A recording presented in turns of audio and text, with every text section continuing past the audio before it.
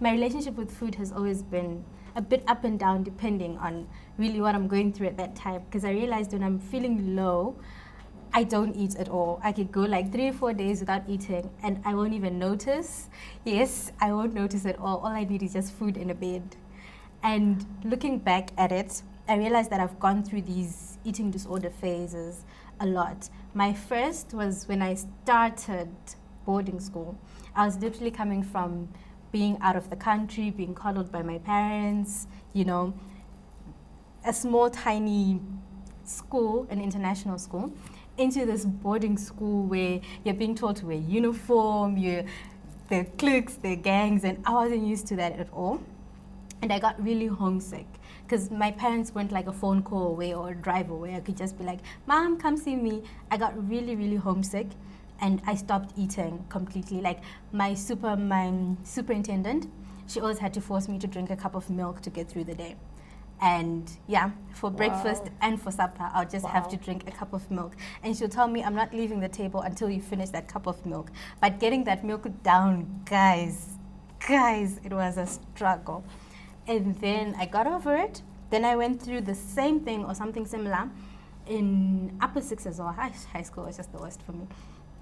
I suffered anorexia and bulimia because basically I knew they would make me eat. So I would eat in front of them, and the moment I'm done eating, I'll go into the loo and stick my finger down my throat, and you that's it. Food that and and then my body got to a point where I didn't even have to stick my finger down my throat. I could just eat, and then 20 minutes later, I'm running to the loo. Like, I didn't have to force it. And I lost so much weight, guys. I looked like a hanger. Like, all my clothes wouldn't fit. It was terrible. But, like, if I really looked at the root of it, really, it came from the fact that I always felt alone, or like people don't understand. And on top of that, it was also, okay, I've always been small. So the moment I eat, people will be like, yeah, you're growing, you're getting big. The moment I stop eating, it's, oh my gosh, you're disappearing into thin air. So those things, the things that people would say would kind of get to me. And at the end of the day, I would, kind of like take it in, I would absorb that. And but the result was just... Didn't that feel like some form of punishment to yourself? Because I'm thinking, how does it make you feel better? I actually felt good because I felt like it was the only thing that I actually have control over at that time. I was writing exams, I didn't have control over my results. I could study tomorrow, today, yesterday, I don't know, like the whole night. But at the end of the day, I don't know what question is coming. I don't know if I'm gonna get an A, a B. My parents at home are expecting A stars. You get it? So just my relationship with the food was the only thing I had control over. And it felt good to know that that's the only thing I can control. If I don't want to eat, if I don't want food in my body, I can take it out. Do you get it? Yeah, also now I'm just trying to think, in your school, wherever you were, when you're eating so much, people have this thing of, oh, you eat so much. Look at how skinny. Like, I'm very slender. I wouldn't want to call it skinny. Yeah, but then the thing is, I'm a very free spirit when it comes to food. I love my food, I love good food. But then you find a lot of people saying, oh, you eat so much, but you don't change. And I'm not sure how that's supposed to make me feel. So you can imagine for someone that eats a lot or loves food the way I do, but they're bigger. And everyone's like, look at how big you are, you keep on eating. These are the things that we're told in the street, so how do we deal with it? Yeah. Because when you're not eating because you love food, you're eating because it was helping you feel better, it was something that, but when someone comes and says whatever they want to say, they don't care what you're going through, they just say it, which makes you feel even worse than you're feeling. So how do we do it? I think our relationship with food basically in most spheres is just, it goes back kind of to body shaming, because at the end of the day, someone would be like, oh no, I don't want to eat because someone called me fat, so I need to look skinny. Or someone is going to be like, oh no, I need to eat too much because thick is what's in, so I need to be thick, guys. Give me everything you have so that I get thick, you get it? It's unfair as well, because if you look at someone once asked on WhatsApp, like, what's the definition of an African woman? And then they were telling us about this. She's got to have ass, she's got to... And I'm just there like, okay, what am I? Because, like, there's things that we're told, like, this is how a woman should be. It's preferences. It's like, even this thing, my yellow ball, it's just issues of preference. It's the same thing. You're put under pressure to grow. Or right now, there is this, I feel like there is this trend of slim bodies. Everyone is going through this 30-day challenge to get slimmer, or you're eating healthy, you're not eating meat, you're not eating this. how do we deal with that pressure? I mean, we still want to be ourselves and I want to be comfortable in my size and still explore food because I love it. Someone wants to eat food even though they're big. So how do we talk to them in such a way that they learn to love their food, eat food, but it doesn't affect their bodies? Or I don't know. I think it's an issue of being self-aware. Okay. You know, body confidence, knowing that whether I'm 65, whether I'm 75, I'm still me. Now that we're talking about this, I was watching something on Instagram where there's this girl, she's plus size, and she's like, really? You're gonna stand there and tell me that I'm fat? Really? You could have used all that time you used to make fun of me to go get yourself a degree. Oh my God. But you are here making fun of me. I love myself. When someone tells me that I already know that. You know, her confidence in herself that whatever she looks like, she's still herself. So I think it starts at being self-aware, self-confidence, to know that who is Elsie, who is Bantate? Is she defined by the way that she looks or how society wants them to look? And I remember when I was a child, people would always be like, so your legs are very big. You're gonna be so big. Do you know that? Do you know that? Keep eating the way you're eating. Your legs are an indication that and you know when you love food, you just want and you're just like, ish, But food is bae. what you don't realize is that you carry it over time. And you're an adult, and I'm looking at my eating habits. There are times where I feel like that's too much sada. Like, I really want some, but That's what a about lot. it's in the back of your mind that someone told me that at some point I'm going to bulge up, and I really don't want that. So I'm very subconsciously, I'm conscious about my portions. Yeah. At the same time, people make you feel bad for your portions as well, because there are times where I'm going to Pick and Pay, and I want to get some food to eat, and they're like, just 1 spoon of rice, only. Only. She's a salesperson, though. No, but Just trying to push that's why- sales. That's I understand. that's how yes, much I it's want true. to eat, and someone mustn't make me feel Yeah, bad to say true. that's too little or that's too much. That's me. Yeah. That's And how much I want to eat. And I also think like within the framework of relationships, it's also a thing. True. I have a friend she shared how her boyfriend once mentioned like he's about slender girls. And I'm like, I'm your girlfriend? You're telling me about how you like your girls slender? Wow. What's your Where point? do I fit in? Like I feel like there's so much Yeah. because at that moment you might wanna go slim because he's about that. You're doing it for someone else. Like what you're saying, it's about being self-aware. But then also I have a question as well because we know there are health hazards. Yeah, there is extra fat that's not good for you. So how do I come to you as a friend or someone that doesn't know you, or I'm selling products? You know, there's people that tell us they're selling these things that help you slim, things like that. How do I come to you as someone bigger and tell you that I'm selling this product, this is what it can do for you? Or how do I come and tell you about the health hazards associated with excess fat and things like that without coming out offensive or trying to challenge you? Especially because you're so self-aware and you're very confident in your body. Like, where do we draw the line in terms of dissing you and actually trying to help? Like, I don't know. I think if you are big and you tell another person who's big, it's easier because if you're slim, if you're mandate and you approach someone who's a bit chubby and tell them that there are other healthier options, they'll feel like you're making fun of them. You don't understand the story. You haven't walked the walk, so you clearly wouldn't be So the what if best your person friends to are all slim and they can't tell you? So who tells you? I think I feel like maybe, maybe when you make her watch stuff, like try to educate But we're her. not stereotyping though. Yeah, that's what I was about to say. I'm That not like people stereotyping. come in different shapes and sizes. Yeah. It's mostly about being healthy more Yeah, than that's the it thing. is about the size of you. Exactly. Like, love yourself enough to take care of yourself. Love yourself enough to know that, okay, fine, I might be overdoing it. I might be underdoing it. This is now becoming a problem. Okay, maybe I need a bit more vegetables in my diet because I have too much pizza in my diet. I think you should just get to a point where you love yourself and you accept yourself enough to just live a healthy life. It doesn't have to be about how big you are, how small you are, your weight, or whatever, or how you look, but just feeling good on the inside, knowing that my body is healthy. If anything comes up, I can get up and run. I'm physically fit, even if I'm 107 kg. You see, the thing is, the reason why I actually say that the way I did is because I had an encounter at work whereby I recently started gym, so I was really excited about it. So when I started working where I was, there was this lady, she was so sweet, you know, she'll come check up on me. So when I was sharing to her, you should come join, it's so fun. She didn't take it well because she was like, well, because you walk out won't. How And many I'm times like, have you gotten the comment? No, really, it's not even about that. It's about how we enjoy. It's more like Zumba, so it's more of dance. And Zoro is quite an interesting person to actually, you know, train you, you know. But the thing is, she didn't take it well. Then she was like, I know I'm just joking, but I could see that she was offended.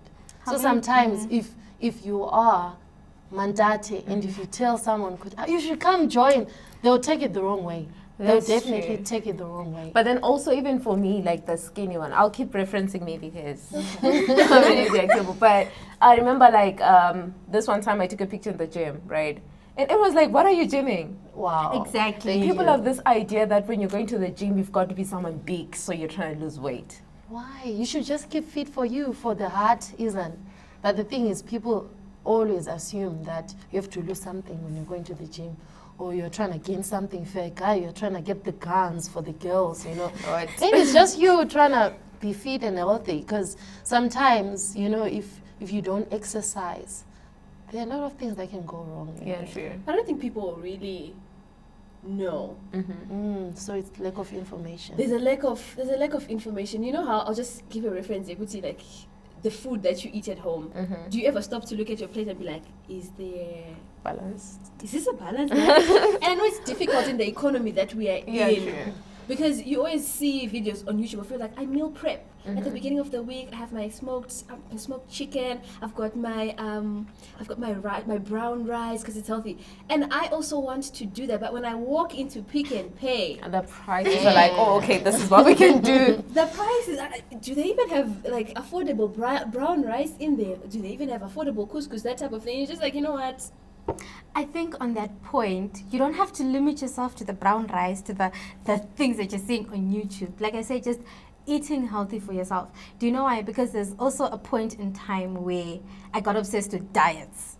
At some point, I was either on one diet or the other. If I wasn't doing a lemon cleanse, I was doing a keto diet, I was doing a potato diet, I was on some diet. And I realized it's actually an obsession. I went on a full fruit diet, a Daniel's fast. Like, Wow. you can't tell me about a diet, guys. I know all these things. Like, I go like 2 weeks, no meat, just fruits and Greek yogurt. But then, you get it. like what she was So saying. at some point, that also becomes unhealthy. Sorry to cut you off. No, it's okay. That also becomes unhealthy when you get now too over obsessed with what you're eating. You get it. Like, there's always a balance with this food thing of, okay, bad food, good food, obsession. It becomes more of a mental thing, if you get it. It all goes back to mental health. Mental health. Exactly. True. And also just what you were saying about how we don't really get the choice to choose what's on our plate. I think there's some that are privileged enough to choose, like you can decide, oh, I'm going to have bread with polony, with eggs, with this. Someone doesn't have a choice. If it's, especially around this time, it's maize, hey? If it's, what you call it, sweet potatoes. It's a fixed avocados if they're in season, so you know there's that variety. I mean, that's the thing. If it's especially now, because everyone's feeling broiler chickens are so cheap now, cheaper than a lot of things. People are eating broilers every day. Like, you don't have the option, so you eat what's there. And you're actually grateful for what's there. 'Cause Exactly. There's someone out there. And someone that comes to doesn't tell you have. to eat healthy, eat this, and you're like, I always have a problem with people that want to force the whole get skinny narrative. Yeah. Like, let's get on this diet. Let's Yeah. do this. Like, I do not want to diet. It's simple. It's just as simple. But people somehow push it down your throat. And it's like people literally come to you and be like, do you know, people don't really like people with a body shape like yours. So, you know, Wow. you can be let's do this. Let's lose some weight. Like, they push their agenda on you. Maybe they've got issues that they're struggling with where they feel they need to lose weight. But they take that burden and put it on you.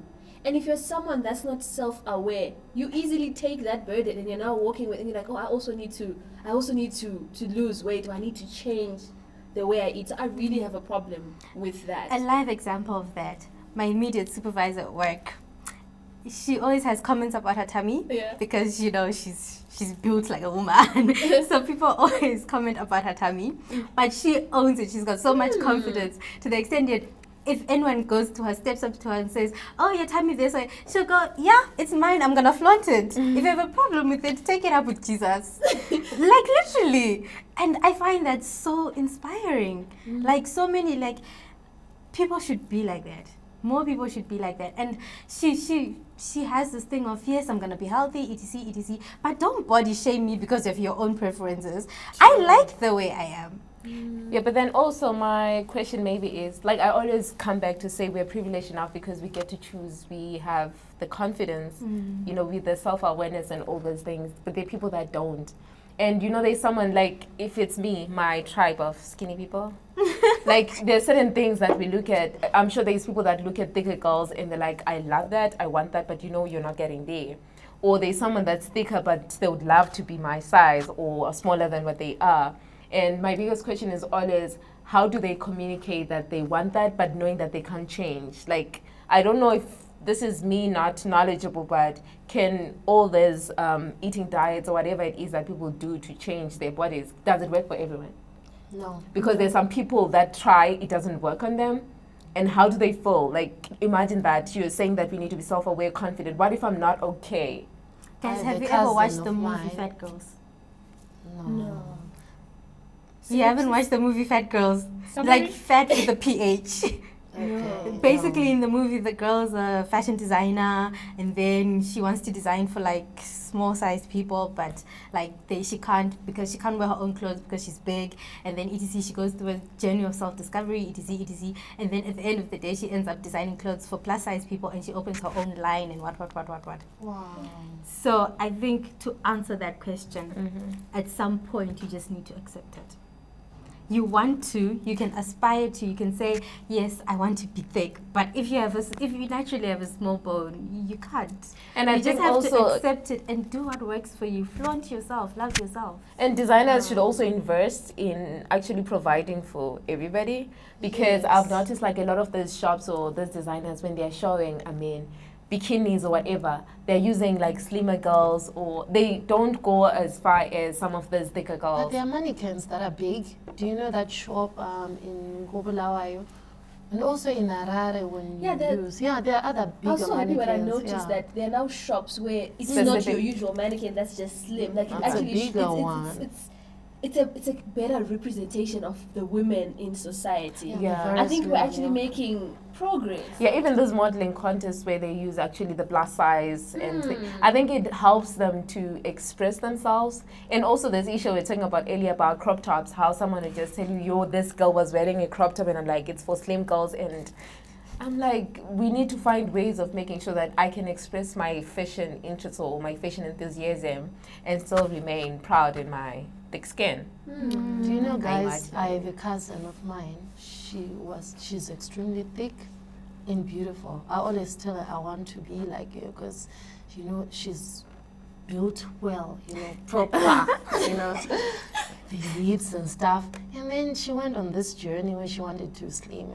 I didn't get it because I felt like she was so pretty the way she was, but she was so obsessed. Hey, I want to be slim. I'm like, why? You know, sometimes the movies we watch where you true. see everyone is slim, you know, the Hollywood kind of beauty, Yeah. you know, the traits that they always try to actually show you Miss and Universe stuff, is you know, slim. like. And then she now has ulcers because she was now popping pills, yet she wasn't eating anything, trying to slim, you know. But you should And say then though she what's was the progress. depressed. Then she got onto this depressed journey, but now I think the person she spoke with helped her with self-love or stuff like that. Now she's so happy, and she now has the blog somewhere. I like the fact that she Yeah. went to speak to somebody to get over it. Most of the time people feel like you have to go through things alone. You really don't have to. And there are nutritionists, there are people that can help you to get over all these. most of these things are in your mind sometimes. True. Sorry to take you back. Mhm. With your experience in high school, did you ever go see a nutritionist? No, I didn't. Not because I didn't want to, but because I reached out to my mom and probably was, well, yes, everything my mom does is out of love, but she had this, go through it alone, it will make you stronger, what you go through will make you stronger. Wow. And she took it upon herself to be my nutritionist and put me on a feeding scheme. So she would make sure in the morning I don't eat eggs, so she would substitute eggs with like mushrooms or something. She would make sure in the morning I have a healthy breakfast, in the afternoon I'm eating something, and then a 3 o'clock snack and what. So basically that's how I got over it. I got help from my mom because I actually went out and reached out to her. And I think it goes back to issues of support systems. Mm-hmm. Having people in your space that get the problem, because sometimes, I mean, if I was to go to tell someone that I love food so much, but this is what's happening, or I'm thick and I'm trying to slim, sometimes people don't get it. Like what you're saying your cousin looks beautiful, she's built well and things like that.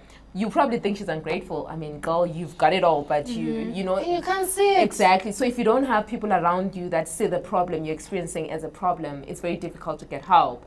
But then if you've got someone that understands and they can actually go all out to help you, I think that's so important. So if I really want to eat healthy, but I cannot. Because we can pay prices. No, like you always want to know fully what a balanced diet for yourself looks like. Okay. What foods you need to, but I can't afford a nutritionist or a dietitian. Yeah. What do you do? That's what I was about to say when you're asking her, like, have you been to one? I'm like, do I need to pay for it? Because if You I... need to pay for Can I it. download something That's the that thing, tell there's a me? lot of information on Google. Like But is Google... is Google speaking to Mandate in Zim? no. Or Google is speaking to Jessica in America?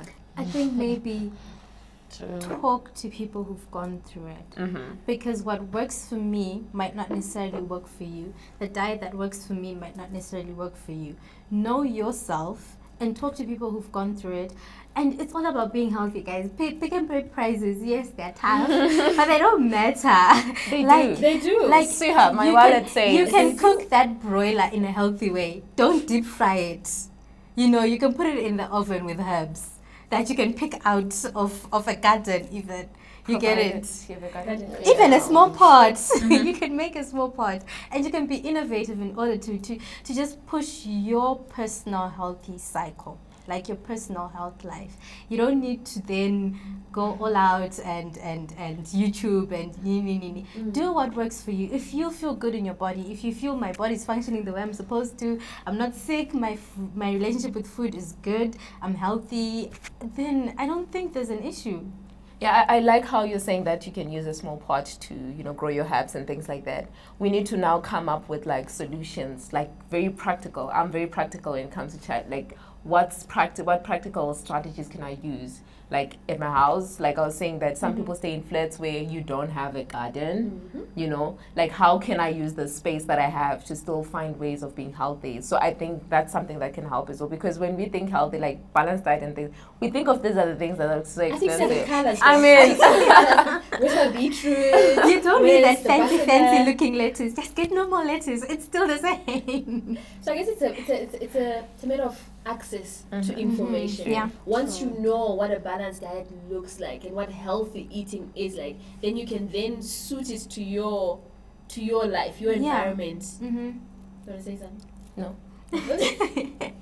Then you can suit it to your lifestyle. Yeah. Yeah. It's all about adjusting really your life and your health to what you have available, or you don't have to break pockets really. It's just about adjusting and staying healthy. Yeah, and maybe because we're probably running out of time, we could, I think what I would say as well is that we need to get to a place where individually, like Mandate, myself, when I'm going with my friends, what I say about the other girl is also important. Because I was reading this post about how we always talk about how the other people are so toxic, sometimes it's you. Because we may be talking like this, but when I'm with my girls, I'm like, yo, there's this girl when she was saying this thing. You don't realize like what you're doing, because someone might discover your chat. There are people that have sent screenshots to the wrong people. You want to talk about someone, then you send the screenshot to them. So I think also one of the challenges that we need to have in our spaces as girls is let's start protecting each other. Let the sisterhood Your be sister's stronger. Yeah, keeper. because at the end of the day, it all boils down to how we treat each other as girls. Yeah, I saw this picture that was written, be the type of queen that fixes another queen's crown without telling the world about it. Exactly. That's how it should be.